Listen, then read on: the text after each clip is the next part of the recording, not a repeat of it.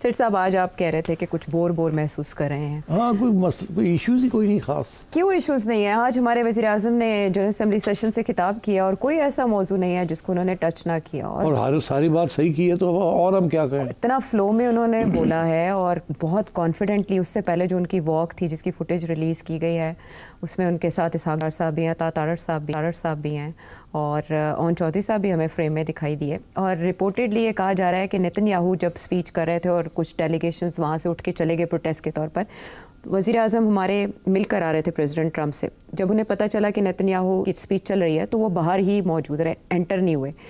जब उनकी स्पीच ख़त्म हुई और फिर पाकिस्तान की बारी आई तो फिर वो एंटर हुए उनकी स्पीच ख़त्म होने के बाद। उसमें उन्होंने बात की इंडिया के 7 तैयारे गिराने की। उन्होंने काउंट बता दिया जो प्रेसिडेंट ट्रंप बगैर नाम लिए बताते थे। इसके अलावा उन्होंने प्रेसिडेंट ट्रंप को अप्रिशिएट किया कि सीज़ फायर उन्होंने करवाया था, फिर नोबेल प्राइज़ उन्हें मिलना चाहिए क्योंकि वो अमन के लिए किरदार अदा कर रहे हैं। फिर उन्होंने फील्ड मार्शल आसिम मुनीर साहब का किरदार अप्रिशिएट किया, एयर चीफ का नाम भी लिया, गज़ा की बात की। उन्होंने कहा कि ये बैनुल-अक़वामी नाकामी है और कश्मीरियों का तज़किरा करना भी नहीं भूले।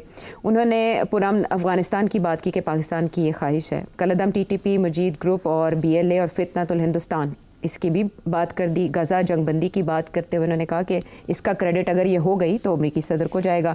क्लाइमेट चेंज की बात की, हिंदुत्व नज़रिए की बात की, और चाइना के साथ CPEC के ऊपर पेशरफ्त के भी उन्होंने तस्करा किया। सारा कुछ उन्होंने, यही तो मैं कह रहा हूँ। तो हाँ, कंटेन। लेकिन छोड़ी नहीं। क्या रेट करेंगे आप उनकी स्पीच को इस प्लेटफॉर्म के ऊपर? अच्छा यार, सब बातें की, सब सही पोजीशंस ली हर चीज़ के ऊपर, तो और बड़ी फोर्सफुली बोले। मेरा ख्याल है ही एंजॉयड हिज स्पीच। और उसमें छोटे छोटे ऐसे वक्त भी आए कि एक्सटेम्पोर भी हो गए थोड़े बहुत, और वो जो अपने फिंगर घुमाते हैं और हाथ घुमाते हैं वो भी चल रहा था। तो विद क्वाइट अ पैशन उन्होंने बात की।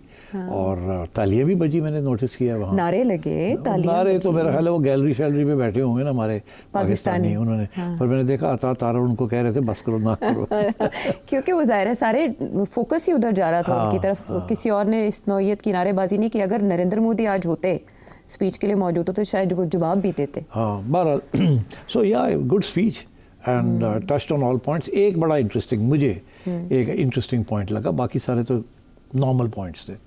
अच्छा हुआ सबकी बात की उन्होंने। एक तो डोनाल्ड ट्रंप की बहुत ज़्यादा तारीफ़ की, और वो समझ भी आती है कि तारीफ़ काम करती है। मुलाकात का असर था। अच्छा, दूसरी चीज़ जो उन्होंने बात की वो बड़ी इंटरेस्टिंग थी। उन्होंने BLA, मजीद ब्रिगेड और TTP का जिक्र किया। फितनतुल हिंदुस्तान, फितनतुल, ये बड़ी इंटरेस्टिंग बात है। उसकी वजह क्या है?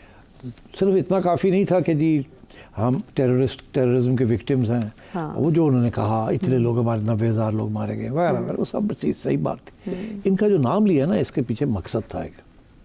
वो मकसद ये था कि अभी हाल ही में अमेरिका ने इनको टेररिस्ट ग्रुप्स डिक्लेयर कर दिया, मगर यूनाइटेड नेशंस में अभी तक इनको टेररिस्ट ग्रुप्स डिक्लेयर नहीं किया गया। पाकिस्तान की कोशिश है कि इनको टेररिस्ट ग्रुप्स डिक्लेयर किया जाए, मगर उसको रोक रहा है इंडिया, लॉबिंग कर रहा है कि नहीं इनको मत डिक्लेयर करें। तो मैं समझता हूँ this is a good opportunity उन्होंने इस्तेमाल किया और नाम लिया ताकि लोगों को याद रहे if and when this issue comes up. So I think that was a very good initiative. बाकी नॉर्मल इनिशिएटिव्स थे मगर अच्छे तरीके से पेश किए। So full marks to Shahbaz Sharif. अच्छा सेठी साहब, ये तो स्पीच को आपने फुल मार्क्स दिए, उन्होंने सारे उस एजेंडा पॉइंट्स उन्होंने कवर कर लिए। लेकिन उससे पहले जो मीटिंग हुई जिसका इंडियन मीडिया में बहुत चर्चा है, और फिर वहाँ जो नकाद हैं नरेंद्र मोदी गवर्नमेंट के, वो बाकायदा फुटेज चला के उनको बता रहे हैं कि आपकी सफारतकारी यूँ फेल हुई, कैसे फील्ड मार्शल और वज़ीर आज़म शहबाज शरीफ को वहाँ वेलकम किया गया, मार्को रूबियो के साथ कहे लग रहे हैं जब वो इंतज़ार कर रहे थे प्रेसिडेंट ट्रंप का। आप वो तस्वीर, वीडियोज़ और वो सारे मनाजिर को कैसे डिकोड करेंगे? डिकोड करने की ज़रूरत नहीं है, ये तो तय हो चुका था कि मुलाकात होगी। और प्राइम मिनिस्टर साहब जो हैं वो फील्ड मार्शल को साथ साथ हर चीज़ के साथ रखते हैं अपने साथ। और तो जब रिक्वेस्ट की होगी तो इनकी तरफ से रिक्वेस्ट गई है कि we'd like to meet you, तो उन्होंने ओके कर दी। इंटरेस्टिंग बात यह है कि डोनाल्ड ट्रंप ने आज तक जब भी किसी प्राइम मिनिस्टर या हेड ऑफ स्टेट से मिलता है तो अकेला मिलता है उनसे इन द ओवल ऑफिस। उनके साथ और कोई नहीं होता। इस सिचुएशन में शहबाज शरीफ साहब और आसिम मुनीर साहब दोनों को दावत थी कि they will both sit there. एक तो ये नई चीज़ हुई है। इससे ये पता चलता है कि the Americans are giving a lot of importance to this combo वो समझते हैं कि ये जब दोनों एक जगह पे बैठ के जो बात करते हैं वो पक्की बात है। अच्छा, ऐसे नहीं है कि आर्मी चीफ एक बात करता है अलग और गवर्नमेंट कुछ और बात करती है, क्योंकि उनका जो एक्सपीरियंस है ना वो यही है कि पॉलिटिशियंस एक बात करते हैं और कभी कभी आर्मी चीफ दूसरी बात करते हैं। इसीलिए हमेशा अमेरिकन जो हैं वो डायरेक्ट आर्मी चीफ से बात करते हैं, फिर गवर्नमेंट से बात करते हैं, और हमेशा यही होता है कि जो आर्मी चीफ कहता है उसको यकीन करते हैं और गवर्नमेंट को ज़्यादा यकीन नहीं करते। अच्छा। तो इस दफ़ा ये है कि everything that the Pakistan government is saying उसके ऊपर मोहर लगी हुई है आसिम मुनीर साहब की। तो I think this is a better combination to build trust, and जो बात होगी वो पक्की बात हो रही है, कच्ची बात नहीं हो रही। So I think this is a good strategy of this hybrid regime. इस मुलाकात में जेडी वैंस थे, हस्बे मामूल वो होते हैं मुलाकातों में साथ, मार्को रूबियो थे उनके सेक्रेटरी ऑफ स्टेट, बट हमारी तरफ से फील्ड मार्शल और वज़ीर आज़म पाकिस्तानी थे। इसहाक डार साहब साथ साथ रहे, बल्कि मार्को रूबियो से वक्तन फ़वक्तन फ़ोन पे राब्ते में रहे, दोहा समिट से भी पहले, बट मुलाकात में उनका ना होना किस बात का मज़हर है? मैंने अभी आपसे कहा कि ये सिर्फ आसिम मुनीर साहब का होना प्राइम मिनिस्टर के साथ बहुत बड़ी बात है। अयूब खान साहब इससे पहले हेड ऑफ स्टेट के तौर पर जब गए थे तो उनका शानदार वेलकम किया गया था। अब की बार ये जो विजिट है ये माजी से कितना मुख्तलिफ फर्क है ना यार, वो स्टेट विजिट थी, this is not a state visit, this is a visit to the United Nations. On the sidelines, ये साइडलाइंस की मुलाकातें हो रही है, this is not a state visit. Okay, ठीक। और इमरान खान साहब जब 2019 में यूं ही सेशन में गए थे, वो भी स्टेट विजिट नहीं थी, वो भी इसी सेशन पे गए थे और मुलाकात हुई। वो जब वापस आए उनसे पूछा गया, सवाल किया गया आपको कैसा महसूस हो रहा है, तो उन्होंने कहा ऐसा लगा जैसे मैं वर्ल्ड कप जीत कर आया हूँ। शाह महमूद कुरैशी साहब भी थे उनके हमरा। अब जब ये वापस आएंगे, इंटरेस्टिंग थिंग इज़ के सऊदी पैक्ट हो गया सऊदीया के साथ, तो कैबिनेट और पार्लियामेंट पे एतराज़ आया कि उनको एतमाद में नहीं लिया गया। अब खबर आ रही है 29 सितंबर को पार्लियामेंट सेशन होने जा रहा है, क्या उसमें ये जो वहाँ मीटिंग्स हुई हैं या बातचीत हुई है इनको भी रखा जाएगा सामने, और वापसी पे क्या बताएंगे? ये हो सकता है कि कोई special committee of parliament, defence cabinet committee of the cabinet और इस किस्म की चीज़, वहाँ कुछ और थोड़े बहुत डिटेल्स दे दिए जाएँ, मगर ना सऊदी अरेबिया ना पाकिस्तान ये नहीं दिखाना चाहेगा कि एग्जैक्ट डिटेल्स क्या हैं इस एग्रीमेंट के। इसका फ़ायदा ही इस एग्रीमेंट का इसमें है कि ज़्यादा डिटेल ना दी जाए। तो इसलिए मेरा नहीं ख्याल कि इसकी जो स्मॉल प्रिंट है, जो डिटेल्स हैं वो नहीं दिए जाएंगे। अच्छा, that will remain within the coffers of the top echelons. देखिए, बड़ी एक इंटरेस्टिंग चीज़ मैं सुन रहा था अभी कि डेमोक्रेसी का डेफिनेशन कोई साहब दे रहे थे, तो उन्होंने कहा कि डेमोक्रेसी इज़ नॉट कि किसी की 51% वोटिंग है और वो पार्लियामेंट के अंदर मेजॉरिटी है, और it is not even free and fair elections. वो कहता है फ्री एंड फेयर इलेक्शंस भी हों, मेजॉरिटी भी हो पार्लियामेंट में, that's not enough of democracy. अब फॉर एग्जांपल डोनाल्ड ट्रंप की बात हो रही थी ना, तो वो ये कह रहे थे कि democracy is rule of law, rule of the constitution and the rule of law.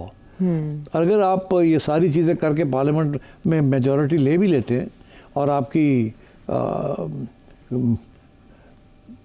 Elections भी फेयर हो जाते हैं जी, तो that doesn't mean you are a democratic country. वो डेमोक्रेसी अब उस वक्त उनको कहेंगे जब वहाँ रूल ऑफ लॉ लगेगा। जब रूल ऑफ लॉ साबटाज हो जाता है, कॉन्स्टिट्यूशन साबटाज हो जाती है, तो देन इट्स अ डेमोक्रेसी। इसी पे ख्वाजा आसिफ ने भी कहा है कि मैं दावा नहीं करता कि पाकिस्तान में बेहतरीन जमहूरियत है, लेकिन हम आगे की तरफ बढ़ रहे हैं। ख्वाजा साहब ने बड़ी अच्छी साफ़ सुथरी बात की है, आई मस्ट कन्फेस। उन्होंने कहा जी ये है हकीकत हमारी, यही स्टेबिलिटी ला रही है, यही स्टेबिलिटी लाएगी, और आप देखिएगा कि ये एक हकीकत की रिफ्लेक्शन है, इसलिए we have to accommodate it. ये उन्होंने बात की, उन्होंने बेसिकली रियलिज्म की बात की है, कोई फूफा नहीं की, इधर उधर की करने की बात नहीं की, इसीलिए आगे से वो बंदा चुप हो गया। उसने कह रहा था फिर और हम क्या कह सकते हैं। रियलिज्म, ये बड़ा अच्छा लफ्ज़ है इस सारे सिस्टम इसे रियलिज्म कहते हैं कि this is the new theory of international relations, structural realism.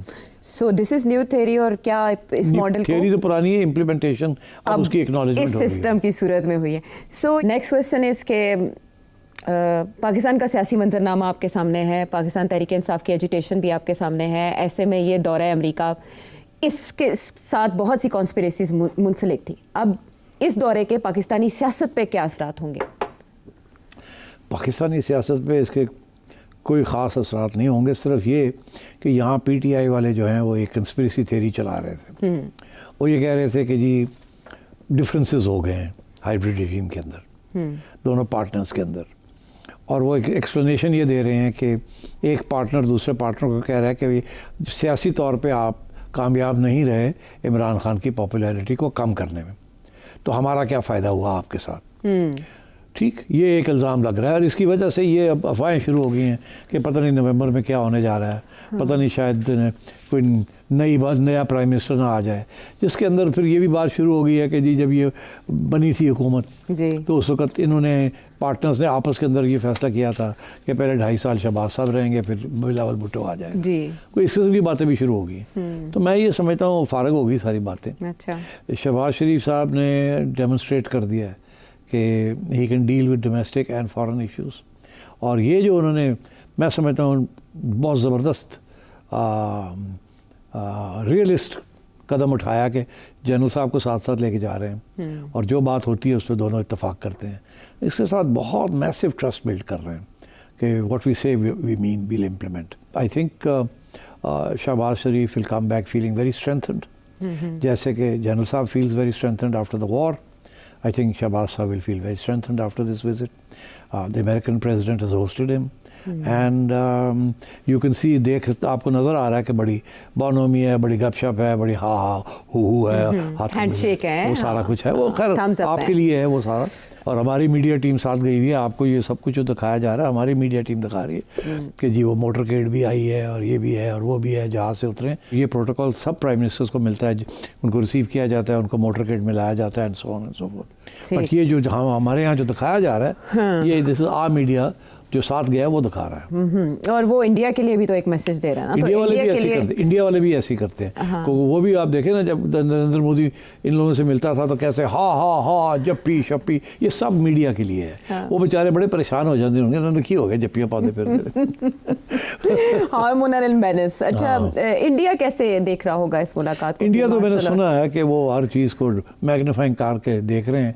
Narendra Modi की बड़ी तनकीद हो रही है वहाँ, और यही दिखाया जा रहा है कि ये देखें पाकिस्तान को किस तरीके से ट्रीट किया जा रहा है लाइक रॉयल्टी, और आपको तो बुलावा भी नहीं है, ये भी नहीं है, वो भी नहीं है। आपके हर रोज़ एक दिन पाकिस्तान की तारीफ होती है, उसके एकदम बाद एक नया ऑर्डर आ जाता है डोनाल्ड ट्रंप का कि जी अब इंडिया के ऊपर और भी टैरिफ लग गया, ये हो गया, वो हो गया। तो इंडिया में तो बड़ी अपसेट हुए हैं वो तो बहुत ज़्यादा। And I think the more your success is evident, the more India is getting upset. और इंडिया का मीडिया ने तो जंग डिक्लेयर कर दी है ना ऑन डोनाल्ड ट्रंप, और not just Donald Trump, America के ऊपर। उन्होंने कहा कि we declare war on America, और नरेंद्र मोदी चुप है, उनकी तरफ से अब कुछ हू-हा भी नहीं हो रही। तो जाहिर है वो तो ये जब देखते हैं। और ये स्पीच के अंदर बड़ी इंटरेस्टिंग बात है। क्या? डोनाल्ड ट्रंप ने पहले बात की थी कि 4, रिमेंबर शुरू में जब उसने कहा था कि 4 एयरक्राफ्ट, बाद में वो 7 पे पहुंच गया, बढ़ाते बढ़ाते। हाँ, 7 पे पहुंच गया ना जी। हमने आज तक कभी नहीं कहा था 7, हम हमेशा पहले 4 कहे, फिर 5 कहे, फिर 6 पे आ गए। हाँ। हमने 7 नहीं कहा था, उससे भी 7 कहता है।